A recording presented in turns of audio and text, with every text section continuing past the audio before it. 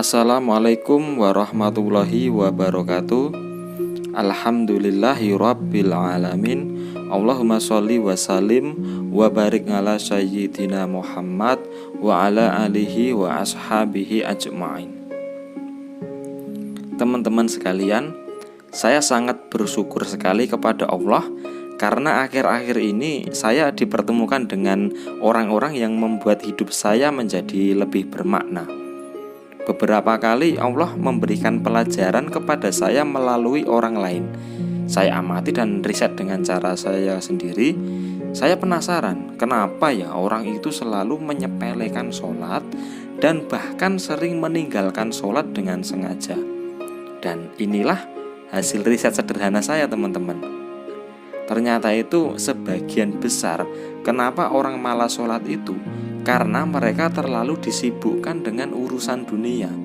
Mereka tidak sempat karena hampir-hampir waktunya selalu habis untuk pekerjaannya.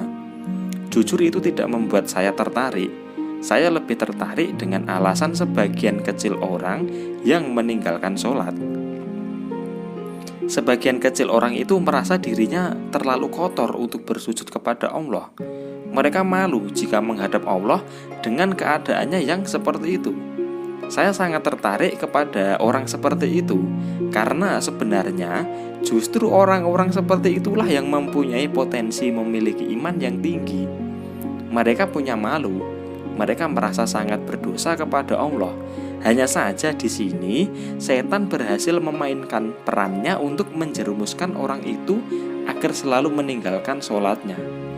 Jika saja orang itu mampu menghalau bisikan setan, tentu dia akan menjadi pribadi yang memiliki iman yang kokoh.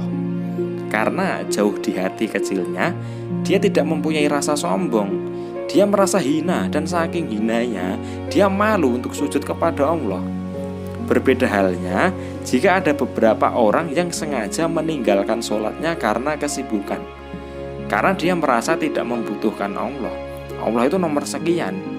Dia lupa kalau rezeki, kesuksesan, kelancaran itu Allah yang kuasa mengaturnya.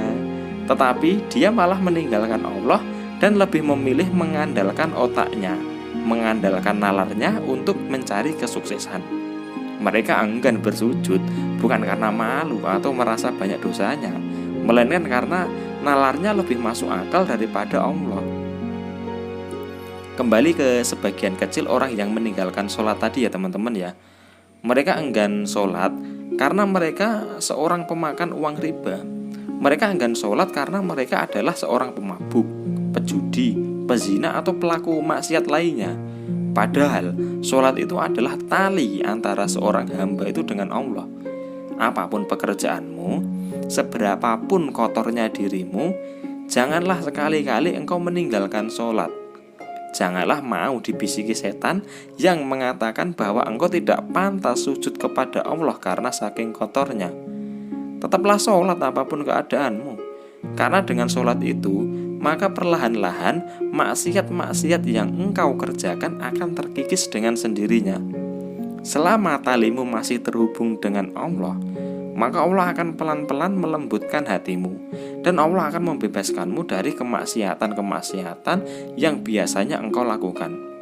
Sebenarnya setan pun tahu informasi seperti ini, tapi setan tidak rela tentunya ya jika seorang manusia itu kembali ke jalannya Allah. Setan akan selalu membisikkan sesuatu yang terkadang itu masuk dalam nalar kita. Setan akan membisikkan seolah-olah Allah itu sudah muak jika harus melihatmu bersujud kepadanya.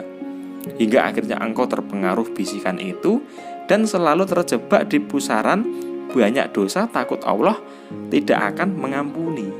Dan ketika itu terjadi, maka setan akan tertawa terbahak-bahak karena telah berhasil membuat seseorang itu enggan sujud kepada Tuhannya. Teman-temanku semuanya, jika kamu berada di situasi seperti ini, maka coba deh dengerin sebentar cerita dari saya. Allah itu tidak pernah membenci hambanya. Allah itu sangat menyayangi hambanya itu bahkan melebihi sayangnya seorang ibu kepada anaknya. Jika engkau mencoba melangkah mendekati Allah, maka Allah akan berjalan mendekati ke arah kamu. Jika engkau berjalan mendekati Allah, maka Allah akan berlari mendekatimu. Allah akan selalu menerima hambanya yang ingin kembali. Oke lah, mungkin maksiat masih terus jalan, tapi sholatmu jangan pernah engkau tinggalkan. Jika perlu tingkatkan lagi performanya. Seiring meningkatnya performa sholatmu itu, maka seiring itu pula lah kemaksiatan akan perlahan-lahan pudar di hatimu. Allah akan membuatmu membenci kemaksiatan yang dahulunya adalah suatu kebahagiaan bagimu. Bahkan Allah akan membebaskanmu dari pusaran kemaksiatan itu, dan Allah akan menuntunmu menuju jalan yang lurus. Seberapapun besar dosa yang pernah engkau perbuat di masa lalu, kemudian engkau bertobat, maka Allah akan mengampunimu, dan Allah akan mengganti keburukan-keburukanmu itu menjadi suatu kebaikan-kebaikan. Sekali lagi, seberapa kotornya dirimu, maka janganlah malu engkau menghadap Tuhanmu.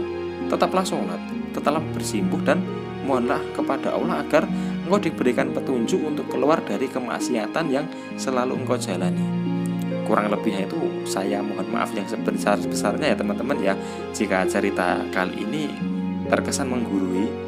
Sungguh teman-teman, saya itu tidak bermaksud untuk seperti itu.